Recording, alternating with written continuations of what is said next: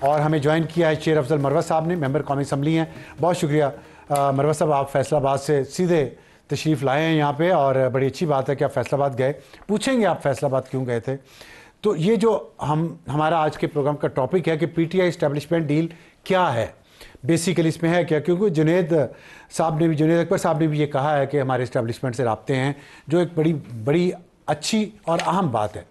کیا کہیں گے آپ اس پہ کہ اسٹیبلشمنٹ سے رابطے ہیں تو پھر آپ کی آپس کی لڑائیاں اور ایک دوسرے پر اسٹیبلشمنٹ کا ایجنٹ ہونے کے الزامات کیوں لگائے جا رہے ہیں دونوں طرف سے؟ بہت شکریہ. اسٹیبلشمنٹ سے جہاں تک روابط کا تعلق ہے، پاکستان تحریک انصاف 9 مئی سے فوراً بعد اور الیکشن سے تھوڑی دیر قبل جو ہیں اسٹیبلشمنٹ سے روابط میں آئی تھی. ابھی الیکشن ہو گئے تھے اور حکومت سازیاں نہیں ہوئی تھی. اس کے بعد وقتاً فوقتاً جو ہیں یہ تعلقات بنتے بھی گئے اور بگڑتے بھی گئے. لیکن جو میں سمجھا ہوں اسٹیبلشمنٹ سے رابطوں کو، وہ رابطے اس طرح ہیں کہ انفرادی رابطے ہو جاتے ہیں، اور ان انفرادی رابطوں میں کوئی انفرادی امور پہ جو ہیں وہ بات کر لیتے ہیں. مثال کے طور پہ جب 26 نومبر کا سانحہ ہوا، اس سے قبل 22 نومبر کو انگیج کیا تھا پاکستان تحریک انصاف کو، جب ڈی چوک آنا تھا نہیں آنا تھا.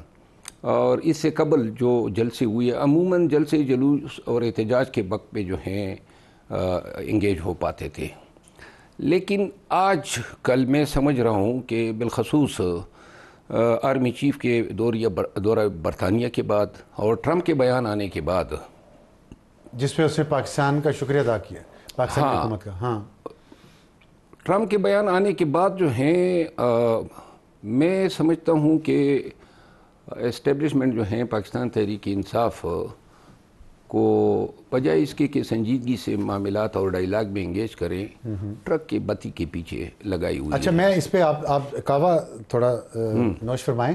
میں آپ سے اس بارے میں پوچھوں گا کہ کیسے آپ یہ بات کر رہے ہیں کہ ٹرک کی بتی کس آپ ایکٹ سے یا عمل سے اسٹیبلشمنٹ کے سمجھ رہے ہیں کہ وہ آپ کو ٹرک کی بتی کے پیچھے لگایا ہوا ہے پی ٹی آئی کو؟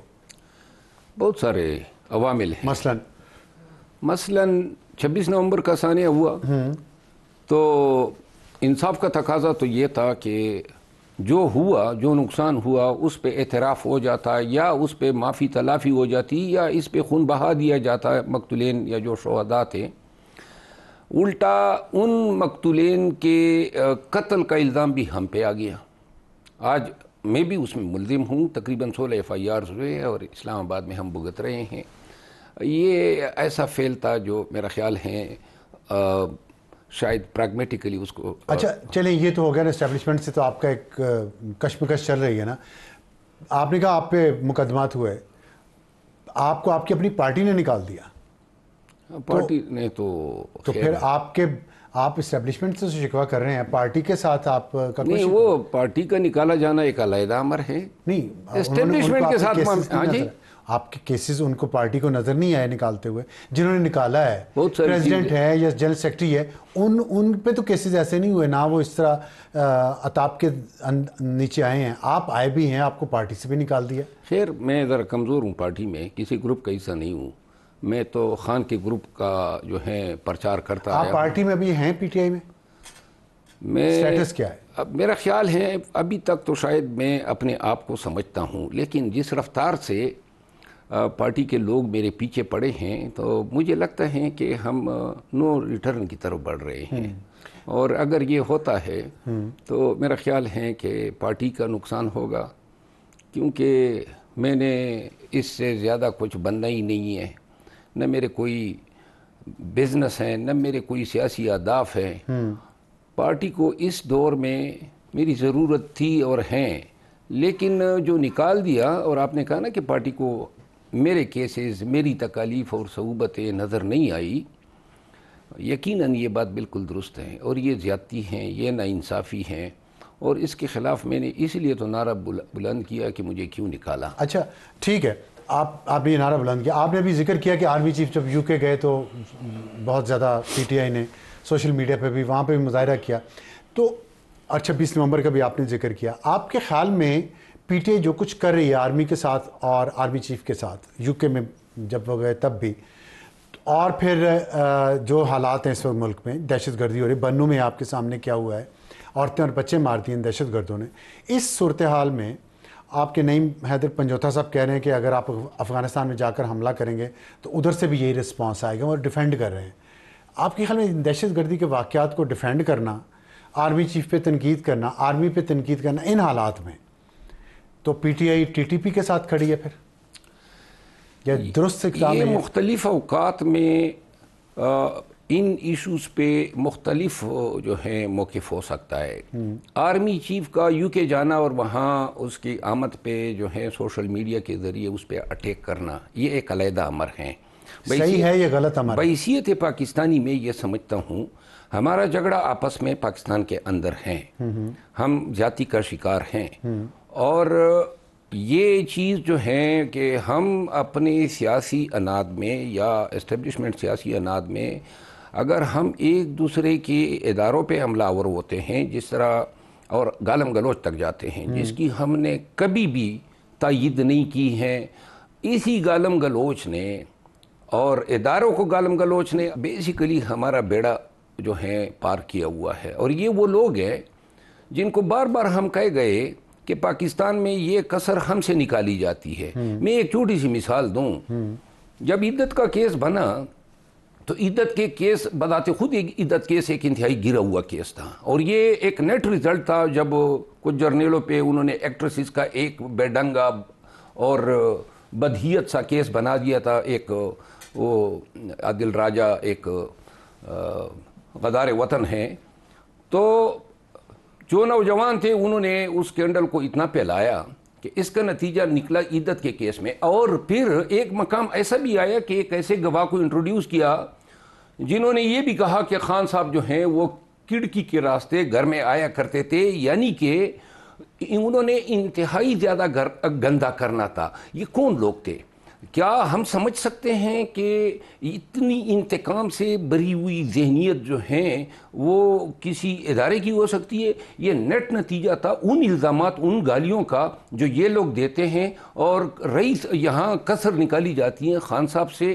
سوشل میڈیا نے جو ہیں بالخصوص ان یوٹیوبرز نے, جن میں شہباز گل سر فہرست ہیں, جس میں عمران ریاض سر فہرست ہیں, اور آپ دیکھیں کہ جب آرمی چیف کی آمد پہ احتجاج ہو رہا ہے تو جو لوگوں کو دعوت دیتے تھے, یعنی یہ عادل راجہ اور ادھر مہدی اور شہباز گیل اور عمران, یہ لندن میں تھے, عمران ریاض وغیرہ, خود نہیں آتے ہیں, لوگوں کو بہکاتے ہیں کہ جاؤ جی یہ پروٹیسٹ کرو.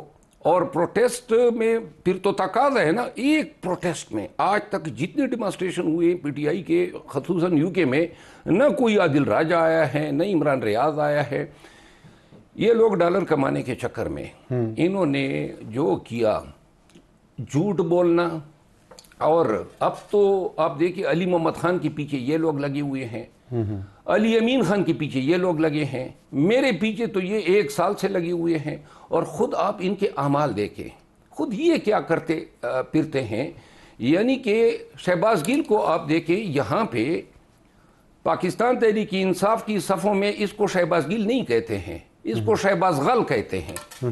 شہباز غل یعنی شہباز چور, کیونکہ خان کے موبائل فون اٹھا کے چوری کیے اس نے, اور جا کے غل پشتو کا لفظ ہے, غل چور کو کہتے ہیں پشتو میں. غام غین لام غل, یہ تو گاف لام ہے نا؟